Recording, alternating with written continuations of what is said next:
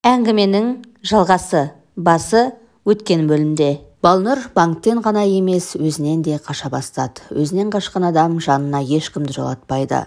Арман әйелінің өзгере бастағанын сезді. Балнұр соңғы кезде нәр татпайтынды шығарды. Күндіз-түні ойлайтыны кредит. Қай кезде бас салып алып кетер екен? Түрме, темір торды елестетудің өзі қорқынышты. Бұл кредитін төлемегені үшін түрмеге түсем деп ойлады.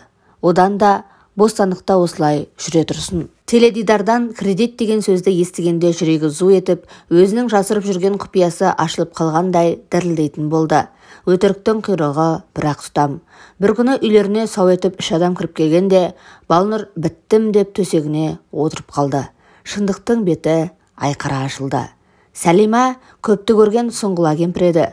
Бөтен адамдардың көзінше келініне ұрысқан жоқ. Келінін тұқыртпады. Әйеліне шүйліге бастаған ұлын бір ауыз сөзбен тыйып тастап, банктен келгендерге кредит болса төлейді. Ештеңе жоқ. Келінім адам өлтірген жоқ. Кредит деген не тәйірі? Деп киіп тастады. Шақырылмаған қонақтар кеткен бойда үйде ауыр атмосфера орнап, Арман мен Сәлима Балнұрды ортаға алды. Балнұр жылап отырып бар шындықты айтып берді. Қарағым-ай, бізге неге айтпадың деп күйінді Сәлима. Арман ашуға булығып, әйелін сабап тастауға шақ қалды. Енесі болмағанда Балнұрдың күйеуінен таяқ жейтіні анық еді. Енесі келінін өз ұлынан да қорғаштап, әлгіні тап, деді өктемінмен. Әлгі деп тұрғаны жан сезмеді.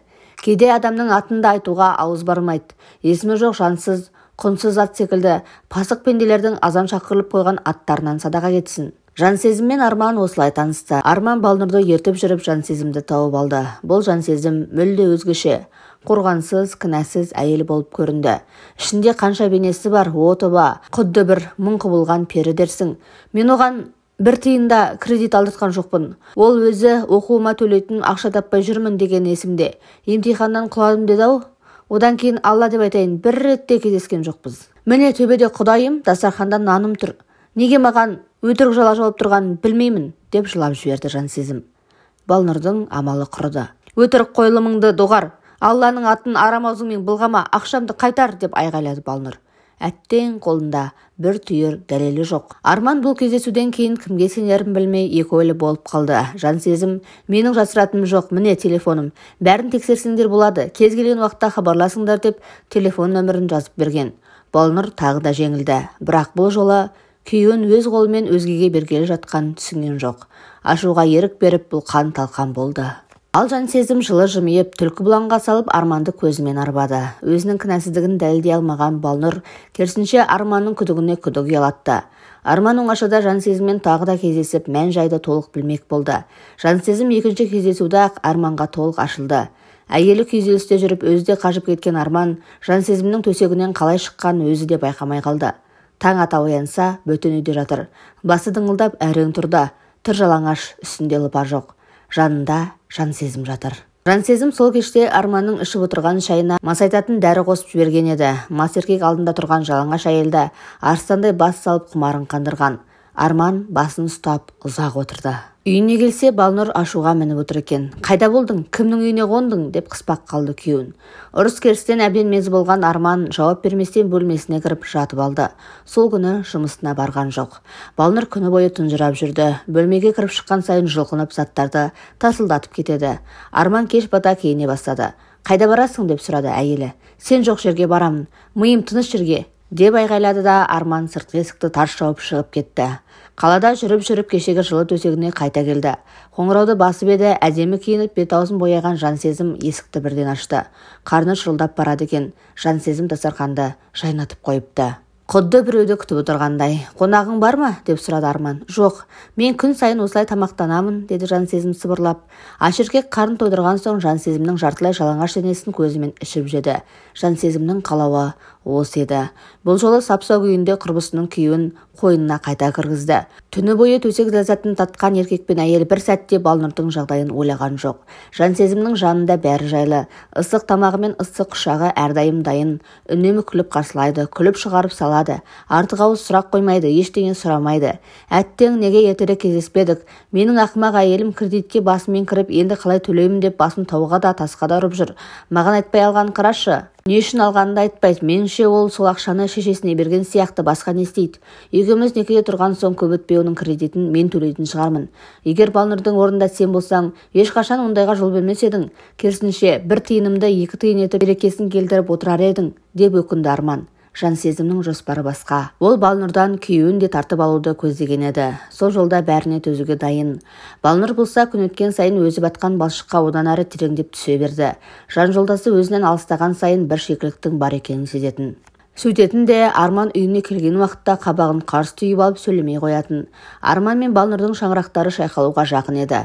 Тек арада 2 тосқауыл бар. Бірі Сәлима кемпір болса, екіншісі бала. Осы екеуі ғана босағасы бекімеген жас отбасыны ұстап тұр. Қатты жел соққанда майысса да құламай тұрған шыбық тәрізді, бұлардың шаңырағы да тек осы 2 себепті сылтау етіп ыдырамай тұр. Бір күні Арман жұмыстан ертерек шығып, жан сезімге айтпай тосын сый болып баруды ұйғарды. Есік ашық екен. Арманды көрген жан сезімнің көзі шарасынан шығып кете жаздап орта жолда тұрып қалды. Өйткені үйде тағы бір құрбаны бар еді. Бейтаныс еркек жуынатын бөлмеден шығып қалғанда бәрі түсінікті болды. Арман шалт бұрылып шығып кетті. Үйіне қарай аяңдады. Ақ некелі жарын қайдағы бір әйелге айырбастап жібергені үшін өзін кешіре алар ма екен? Үйіне келсе Балнұр күндегідей түнеріп отыр екен, бірақ ұйықтамаған. Арман жан сезімге арнап алған гүлін әйеліне ұсынып, «Жаным, мені күтіп отырсың ба?» деп бетінен сүйді. Қаншама ай бойы бір-бірімен жақындаспаған ерлі-зайыпты құшақтасуды да ұмытып қалған тәрізді еді.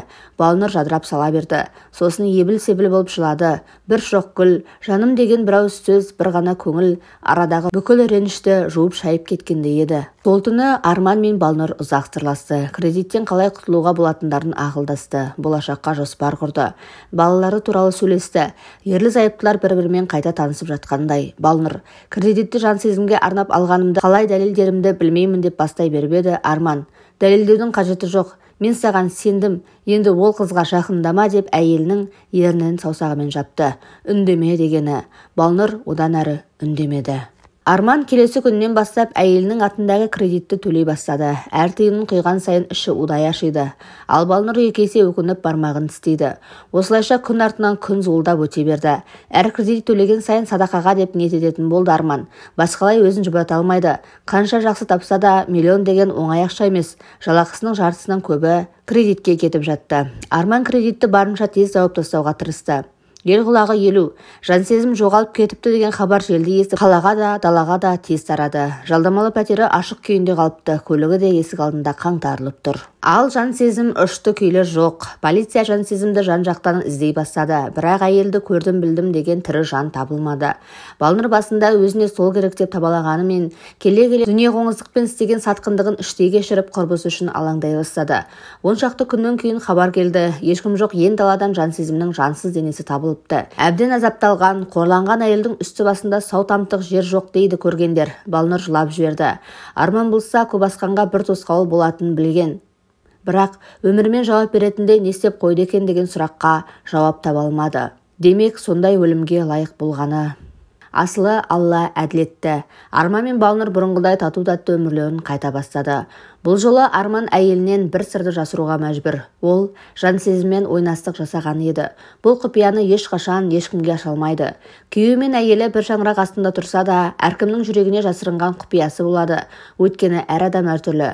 Бірақ бір шындық анық. Ол сенім. Сенім барда махаббат бар, махаббат барда отбасы да бар. Әңгіменің соңы.